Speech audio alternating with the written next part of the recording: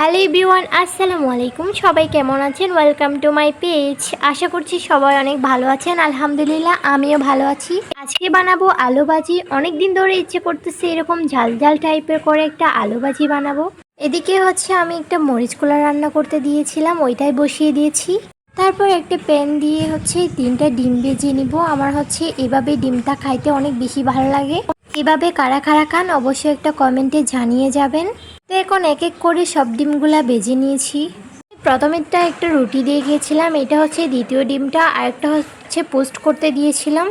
এখন এটা হওয়ার জন্য ওয়েট করতেছিলাম। পাশে এখন পেঁয়াজগুলা ভালো করে ভেজে নিচ্ছি। এটা আলু ভাজির জন্য ভাজতেছিলাম।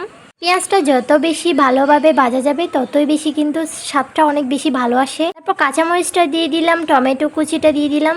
এটা কিন্তু এখন অনেকক্ষণ ধরে ভেজে নিয়েছি। তারপর দিয়ে দিব হলুদের গুঁড়ো। হলুদের গুঁড়ো দেওয়ার পরে একটু নাড়াচাড়া করতে হবে, নাইলে কিন্তু পড়ে গেলে এটা স্বাদটা এমন থাকবে না। তারপর দিয়ে দিলাম জাদুর মশলা। তো গাইস, আমার ভিডিওগুলো আপনাদের কাছে কেমন লাগে অবশ্যই একটা কমেন্ট করে জানাবেন। আজকের ভিডিওটা এই পর্যন্ত। আবারও নতুন কোনো ভিডিওতে দেখা হয়ে যাবে। আল্লাহ হাফেজ, টাটা, থ্যাঙ্কস ফর ওয়াচিং।